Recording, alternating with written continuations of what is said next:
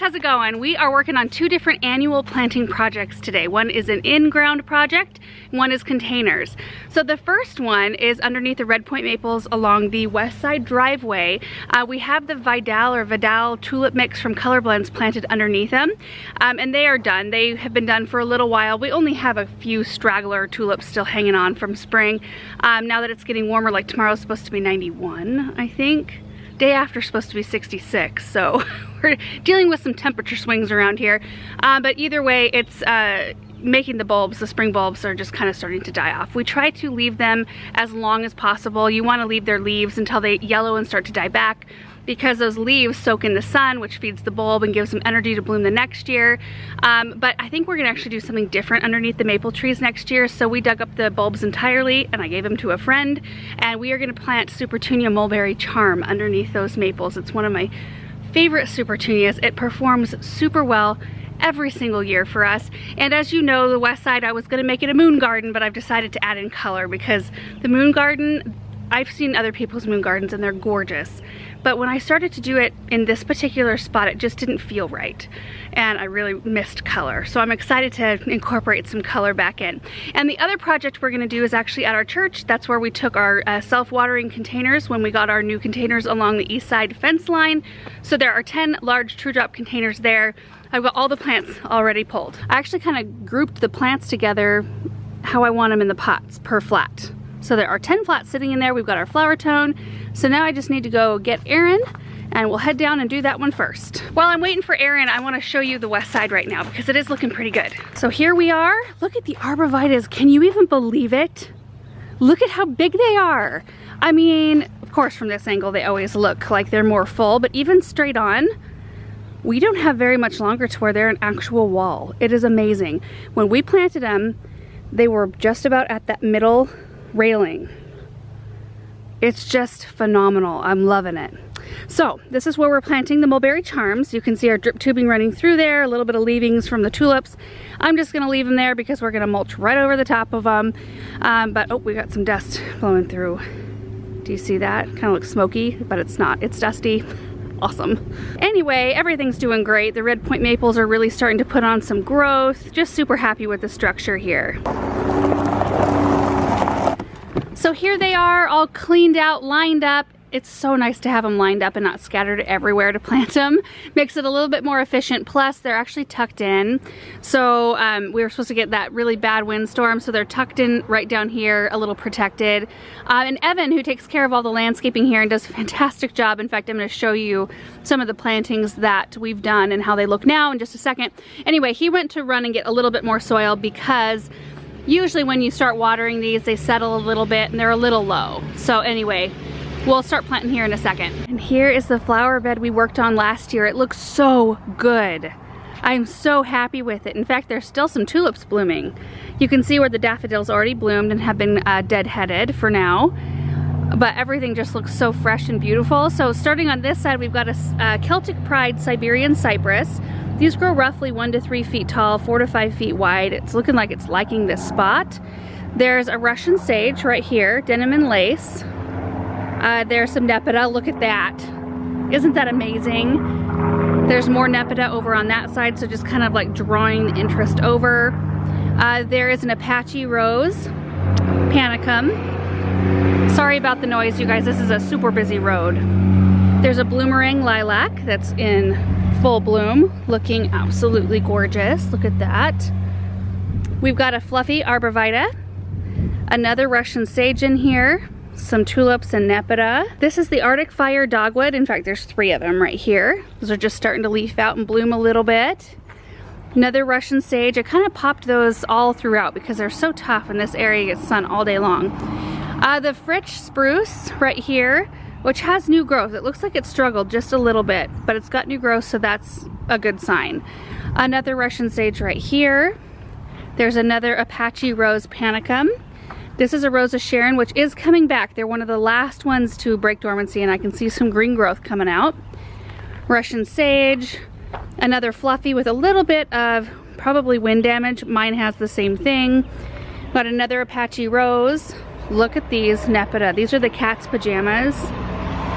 They're phenomenal plants. And that's an Oh So Easy double red rose. We've got 3 barberries that I cannot recall the name of, but they look great right here. And then we've got the Boogie Woogie Salvia. So kind of a backed up look there. It looks great. I'm really happy with the combination of colors and textures. The fact that all the plants have ample room to grow. It's just a really, I think, a really pleasing area. And then we've got the 2 fluffy arborvitaes in the pots. This one sustained a little bit more. I actually trimmed a little bit off that when I did some Christmas greens in these pots this past year. This one looks a little bit better. But you can see in this corner, this is where we put the Gatsby Gal hydrangea, oak leaf hydrangea, just leafing out now. And it does really well in this spot. And then there's a Bloodgood Japanese maple right in the corner there. Also really happy with the North Pole arborvitae hedge. I won't walk all the way up there because you can see it. It's a hedge. But every single one of them survived. The one right by the pole, I think I'm pointing at it, right in there, right there. That one started to suffer last year, and they just added a little bit of extra water to it, came right back. They're all looking really good.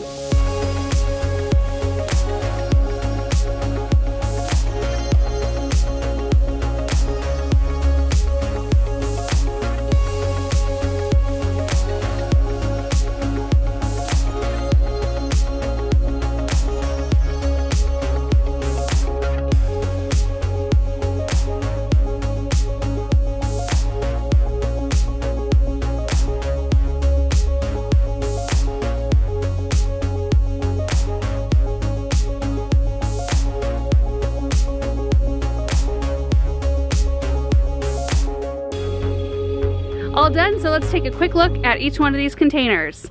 So container number 1 has a purple fountain grass, 3 Supertunia honeys, a Supertunia black cherry, an Ipomea red hawk, and a peachy keen Superbena. So this one will have a little bit more of an autumn feel, but I think that's kind of smart to do because I always regret not having planted more of those types of things early once we get to the late part of summer. And in container number 2, this one's gonna be so beautiful and kind of sparkly. I actually used a lot of this Snowstorm Snow Globe Bacopa because it's so full and beautiful. So I've got 3 of those in there. There's a Play in the Blue Salvia in the middle, which is on the small side right now, but they grow fast and it'll get huge and be beautiful. Osteospermum Bright Lights Pink, 3 of those. Container number 3, kind of all yellow and white. I did 3 of the Osteo Bright Lights yellow in the center because those get about 10 to 12 inches tall. And I mean, I could put just one in there, but I think it honestly would be a little bit too small for to play as a centerpiece in this large of a pot. There's a heated up yellow Gaillardia. These plants are amazing. So this is the bloom right here. They are a little water hungry, like you can already tell. It's like, okay, you need to water me. I haven't watered in any of these pots or cleaned up my mess at all yet. But they get huge and just full of bloom. I'm really impressed with the growth on these here in our area. 3 more of the Bacopa. There's a Sweetheart Lime Sweet Potato Vine. This one, we've got a itty bitty Suncredible sunflower in here. Look at this. Look how cute that is. It'll get big. I know you guys are probably shocked that I only put 1 in there, but honestly, those get huge. 3 Supertunia Bermuda Beach, which have more of a kind of coral vibe to them than like the bubblegum. There's a Blushing Princess Lobularia. These get massive. Peachy Keen Superbena, and then another Red Hawk Ipomea. This one has Carolee Petite Pink. 3 of the Gara. Might be overkill. 1 may have done it. But I don't remember these getting super, super wide, and I wanted it to be kind of bulky right there. So that's why I did that. 3 of the Bacopa, 3 of the Osteo Bright Lights Pink. Then we've got a purple fountain grass, 3 Osteo Bright Lights Yellow, and 3 Supertunia Really Red. So this one will be a nice bright container. And then in this one, 3 Osteo Bright Lights Pink, 3 Bacopa, and 3 Superbena Sparkling Amethyst. Right there. This one is a brand new Supertunia Vista called Jazzberry. Isn't that pretty? It's fun. Let me find one in the shade.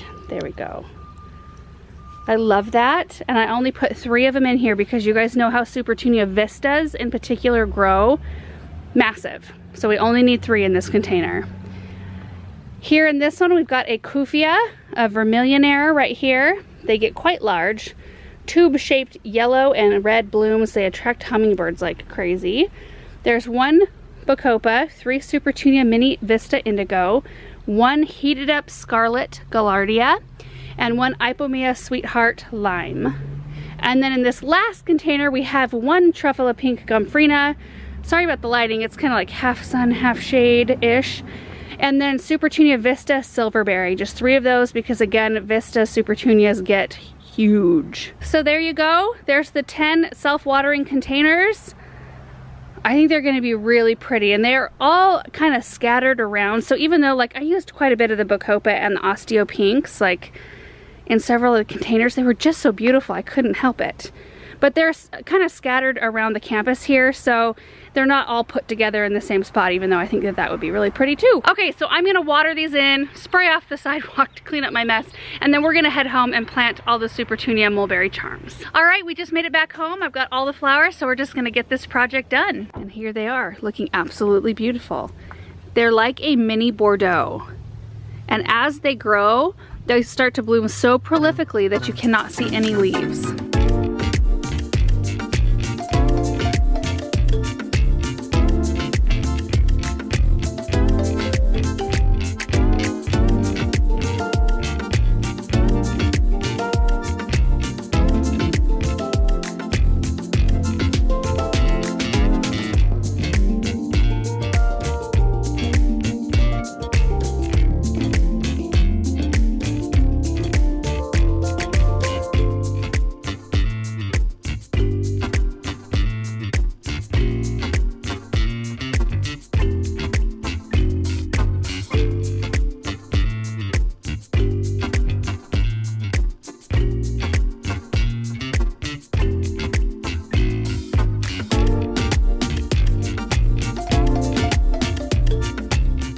Oh, good job. You need a bigger watering can, huh, buddy? All right, we got it all done. I had a great helper. Benjamin planted a whole bunch of those all by himself. Bravo, buddy. So we ended up with 16 Supertunias around 4 of the maples and 15 around 1 of them. I'm not really sure how I got off, but they all look really good. They all look spaced well, so I'm not really sure. Maybe one of the little swoops is smaller than the others. Doesn't really make sense, but you never know. So I'm gonna water these all in. Even though there's a drip line running through the area, I wanna make sure all the soil is settled in, and then we'll run the drip for a day or 2 before we mulch. That'll be the last step. You can see that this whole area has been mulched. It looks so beautiful and tidy. And this area, we just wanna make sure that the water is working properly before we cover up those tubes, just in case we need to make any repairs.